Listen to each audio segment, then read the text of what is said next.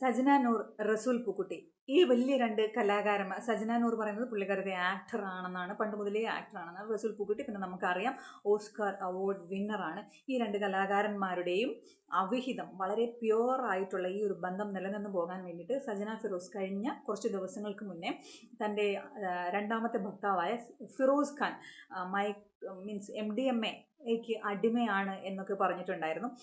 1-2 ആഴ്ച കഴിഞ്ഞപ്പോൾ ഇവരുടെ ഉറ്റ സുഹൃത്തായിരുന്ന ദിയാസന ഈ MDMA അടിമയാണെന്ന് പറഞ്ഞിട്ട് വീണ്ടും ഒരു സ്റ്റേറ്റ്മെൻറ്റ് മറുനാടൻ മലയാളിയിൽ പറയുകയുണ്ടായി. ഇത് രണ്ടും കേട്ട് കഴിഞ്ഞപ്പോൾ എനിക്ക് സാധാരണക്കാരിയായിട്ട് ആദ്യം ഞാൻ ഒരു കാര്യം പറയട്ടെ. ഈ ഫിറോസ് ഖാനെ എനിക്കറിയത്തില്ല, ഈ ദിയാസനെ എനിക്കറിയത്തില്ല. ഇവർ രണ്ടുപേരും ഈ MDMA യൂസ് ചെയ്യത്തില്ലയോ, ഇവർ കഞ്ഞിവെള്ളമാണോ കുടിക്കുന്നത്, ഇവർ കാടിവെള്ളമാണോ കുടിക്കുന്നത്, ഇതൊന്നും എനിക്കറിയത്തില്ല. ഞാൻ ഈ ഒരു മനുഷ്യന്മാരുമായിട്ട് എനിക്ക് യാതൊരു ബന്ധവുമില്ല. ഇതൊക്കെ കണ്ടു കഴിഞ്ഞിട്ട് എനിക്ക് തോന്നുന്ന എൻ്റെ അഭിപ്രായങ്ങളാണ് ഞാൻ പറയുന്നത്. അപ്പോൾ ഈ സജന ഫിറോസ് ഇങ്ങനെ ഈ ദിയാസനയും രണ്ടാമത്തെ ഭർത്താവായിരുന്ന ഫിറോസ് ഖാനും ഒക്കെ MDMA എനിക്ക് അടിമയായിരുന്നു എന്ന് പറഞ്ഞപ്പോൾ എനിക്കൊരു സംശയം വന്നു. ബിഗ് ബോസിൽ ഒരു സെഗ്മെൻ്റ് ഉണ്ടല്ലോ, ഇവരുടെ ജീവിത കഥ പറയാൻ. അപ്പോൾ ഈ ഫിറോസ് ഖാനും അന്നത്തെ ഫിറോസ് ഖാൻ്റെ ഭാര്യയായിരുന്ന ഇന്നത്തെ സജന നൂറും കൂടെ എഴുന്നേറ്റ് നിന്ന് ഫിറോസ് ഖാൻ പറഞ്ഞു, ഞങ്ങളുടെ സെക്കൻഡ് മാരേജ് ആണ്, ഞങ്ങളുടെ രണ്ടുപേരുടെ സെക്കൻഡ് മാരേജ് ആണ് എന്ന് പറഞ്ഞിട്ട് അദ്ദേഹത്തിൻ്റെ കാര്യം പറയുന്നു. സജന ഫിറോസ് എഴുന്നേറ്റ് നിന്ന് പുള്ളിക്കാരത്തി പറയുന്നു, എൻ്റെയും സെക്കൻഡ് മാരേജ് ആണ്, എൻ്റെ ആദ്യ ഭർത്താവ് MDMA അടിമയായിരുന്നു. MDMA എന്നല്ല പറയുന്നത്, അതിൻ്റെ ഒരു മലയാളം വാക്കുണ്ടല്ലോ, അതൊക്കെ ഇങ്ങനെ ഉറക്കെ പറഞ്ഞു കഴിഞ്ഞാൽ എനിക്കറിയില്ല.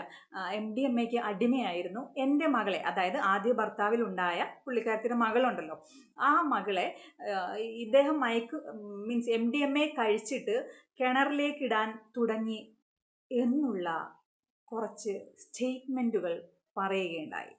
അത് ഞാൻ പഴയ വീഡിയോ മെനക്കിട്ടിരുന്ന് കുത്തിയിരുന്ന് ഞാൻ ഈ കഴിഞ്ഞ ദിവസം നോക്കി തപ്പിയെടുത്തു. വീഡിയോ ഞാനിവിടെ ആഡ് ചെയ്യുന്നില്ല, ബിഗ് ബോസ് കണ്ടവർക്കറിയാം, നിങ്ങൾ പോയി ചെക്ക് ചെയ്താൽ മതി, കിട്ടും.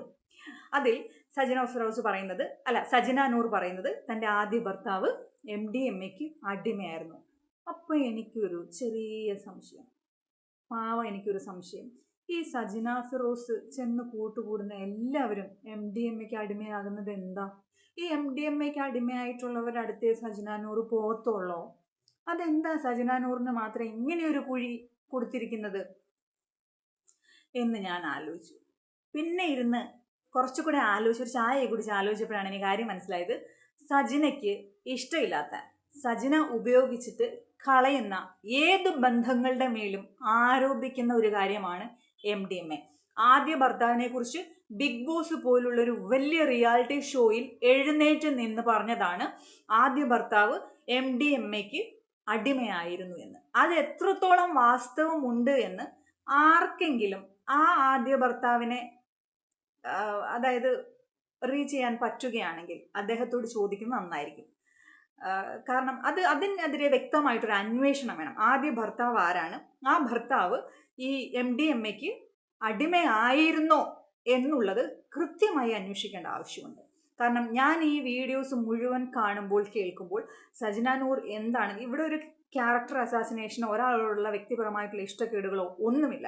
പക്ഷേ സജന നൂർ പല കാര്യങ്ങളിലും പ്രതികരിക്കുന്നതും സജന നൂറിൻ്റെ പല വോയിസ് റെക്കോർഡ്സ് വീഡിയോസ് ഒക്കെ നമ്മൾ കാണുമ്പോഴും ഇതെന്തൊരു ക്യാരക്ടറാണ് എന്ന് നമുക്ക് തോന്നുകയാണ്.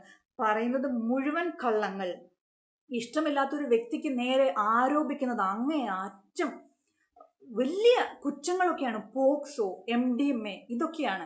അപ്പോൾ ഞാനിങ്ങനെ ആലോചിച്ചു, ഇത് ഫേക്ക് ആണോ, ഇവളിത് എല്ലാവർക്കും നേരെ ആരോപിക്കാൻ ചാൻസ് ഉണ്ടോ എന്നുള്ള ഒരു ചിന്ത എന്നിൽ വന്നതുകൊണ്ട് ഞാൻ മെനക്കെട്ടിരുന്ന് ആ പഴയ എപ്പിസോഡ് മുഴുവൻ ഇരുന്ന് കണ്ടപ്പോൾ കിട്ടിയതാണ് ആദ്യ ഭർത്താവും MDMA അടിമയായിരുന്നു. അപ്പോൾ ചിന്തിച്ചോണം, രണ്ടാം ഭർത്താവിൻ്റെ ഒപ്പം എഴുന്നേറ്റ് നിന്നാണ് ആദ്യ ഭർത്താവിനെ കുറിച്ച് അങ്ങനെ പറഞ്ഞത്. ഇപ്പോൾ രണ്ടാം ഭർത്താവിനെ ഉപേക്ഷിച്ച് മറ്റൊരാളുടെ കൂടെയാണ് ജീവിക്കുന്നത്. അത് അവരുടെ പേഴ്സണൽ റൈറ്റ് ആണ്, നമ്മൾ അതിനെ ചോദ്യം ചെയ്യുന്നില്ല.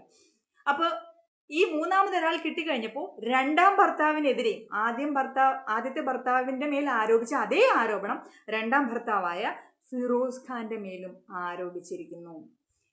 കൃത്യം 1 മാസം കഴിഞ്ഞപ്പോൾ ഫിറോസ് ഖാന്റെ ഫ്രണ്ടായ ദിയാസനയ്ക്ക് മുകളിലും ആരോപിച്ചിരിക്കുന്നു എം ഡി എം എക്ക് അടിമയാണ്. Diya Sana M D M A use ചെയ്യുന്നുണ്ടോ യൂസ് ചെയ്യുന്നില്ലയോ എന്നൊന്നും എനിക്കറിയത്തില്ല. പക്ഷേ ഞാൻ എന്തുകൊണ്ട് അവർ യൂസ് ചെയ്യുന്നില്ല എന്ന് വീണ്ടും പറഞ്ഞു. കാരണം അവർ സൊസൈറ്റിക്ക് മുന്നിൽ ഇട്ട് കൊടുത്തിരിക്കുന്ന ഒരു ലേബൽ ഒരു ആക്ടിവിസ്റ്റ് അല്ലെങ്കിൽ സോഷ്യൽ വർക്കർ എന്നുള്ളത്. ഒരു സോഷ്യൽ വർക്കർ ഒരിക്കലും അങ്ങനെ ചെയ്യില്ല എന്ന് വിശ്വസിക്കാനാണ് എനിക്കിഷ്ടം. ഞാൻ അതുകൊണ്ട് അങ്ങനെ അവർ യൂസ് ചെയ്യുമെന്ന് എനിക്ക് ചിന്തിക്കാൻ പോലും പറ്റുന്നില്ല. ബിക്കോസ് നമ്മുടെ കേരളത്തിൽ ആക്ടിവിസ്റ്റുകൾ അല്ലെങ്കിൽ സോഷ്യൽ വർക്കർ എന്നുള്ള ലേബലിൽ ഒരു സ്ത്രീ ഇത്ര ചങ്കൂറ്റത്തോടെ നിൽക്കുന്നത് ദിയാസനയാണ്. പല കാര്യങ്ങളെക്കുറിച്ചും ഈ പറയുന്നത് പോലെ എം ഡി എം എക്കെതിരെയൊക്കെ ലൗഡായിട്ട്, ഡൊമസ്റ്റിക് വയലൻസിനെതിരെ ലൗഡായിട്ട് ഒറ്റപ്പെട്ടുന്നവരെ ചേർത്ത് നിർത്തിയ ദിയാസന ഇതിനെക്കുറിച്ചൊക്കെ വീരവാദം അടിച്ചിട്ട് ഒളിച്ചു പോയി M D M A use ചെയ്യുമെന്ന് എനിക്കങ്ങോട്ട് ഡൈജസ്റ്റ് ആവുന്ന പോലുമില്ല.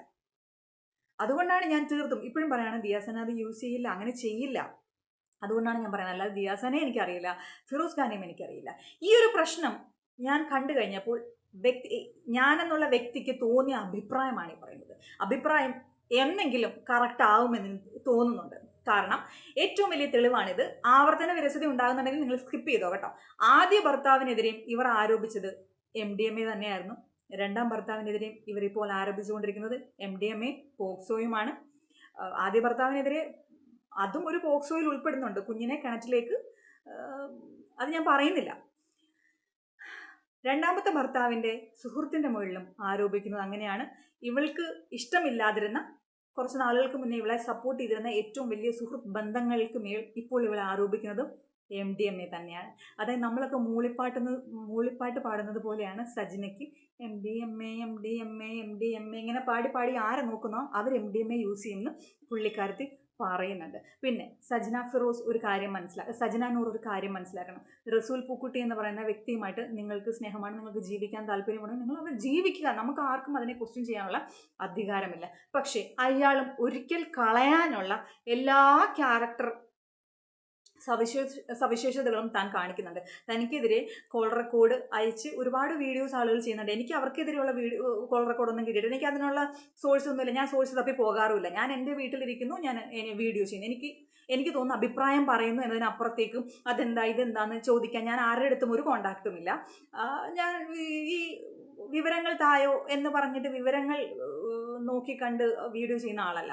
ഞാൻ എൻ്റെ അഭിപ്രായങ്ങൾ മാത്രമാണ് പറയുന്നത്. അപ്പോൾ പലരുടെയും വീഡിയോ കണ്ടു കഴിഞ്ഞപ്പോൾ പലരും നിങ്ങളുടെ കോൾ റെക്കോർഡിങ്സ് അയച്ചു കൊടുത്തു, നിങ്ങളുമായി ബന്ധപ്പെട്ട കാര്യങ്ങൾ പറയുന്നുണ്ട്. അതിലൊരു സുഹൃത്ത് റോഷിനി എന്നാണ്, അവർ പറയുന്നു നിങ്ങൾക്ക് ദേഷ്യം വന്നപ്പോൾ നിങ്ങൾ കയ്യിലിരുന്ന ഫോൺ ഒടിച്ചു കളഞ്ഞു എന്ന്. അപ്പോൾ അത്രമാത്രം ദേഷ്യവും, അതായത് വികാരങ്ങളെ കൺട്രോൾ ചെയ്ത് നിർത്താൻ പറ്റാത്ത ഒരു സ്ത്രീ എന്ന ലേബലിലേക്ക് പോയി കഴിഞ്ഞാൽ നിങ്ങൾക്ക് അവസാനം ഈ രണ്ട് വെള്ളത്തിലും കാല് കുത്തി നിൽക്കേണ്ട ഒരു അവസ്ഥകൾ ഉണ്ടാവും. അതുപോലെ സോഷ്യൽ മീഡിയയിൽ വന്നിരുന്ന് ഇതുപോലുള്ള ആരോപണങ്ങൾ ഉന്നയിക്കുമ്പോൾ ഓർക്കുക, ഇതെന്നെങ്കിലും സത്യം തെളിയും എന്നുള്ള കാര്യം ആലോചിക്കുക.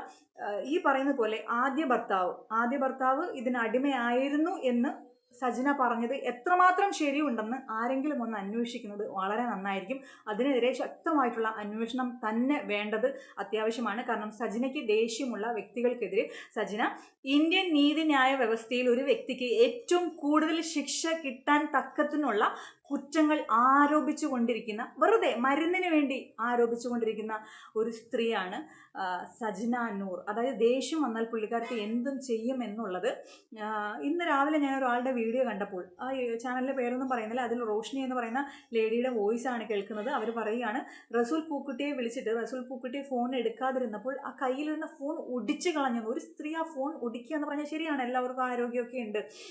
പക്ഷേ നമ്മുടെ കോട്ടിൻ്റെ ആ കട്ടിലിൻ്റെ ആ കോണിൽ കൊണ്ടുപോയി ഇടിച്ചിട്ട് ആ ഫോൺ ഇങ്ങനെ കൈകൊണ്ട് ഒടിച്ചു എന്ന് പറയുമ്പോൾ ആലോചിക്കണം എത്രമാത്രം ദേഷ്യവും എത്രമാത്രം പകയും കൊണ്ട് നടക്കുന്ന ഒരാളാണ് സജന. അതുകൊണ്ട് തന്നെ ആദ്യ ഭർത്താവിനെതിരെ ഇവർ ആരോപിച്ച, അതും അത്ര വലിയൊരു പ്ലാറ്റ്ഫോമിൽ, ബിഗ് ബോസ് പോലുള്ള ഒരു വലിയ റിയാലിറ്റി ഷോയിൽ അയാൾക്കെതിരെ ആരോപിച്ച ആരോപണം എത്രമാത്രം ശരിയാണ് എന്നുള്ളത് ആരെങ്കിലും ഒന്ന് അന്വേഷിച്ചിരുന്നെങ്കിൽ നന്നായിരുന്നു എനിക്ക് തോന്നിപ്പോയി.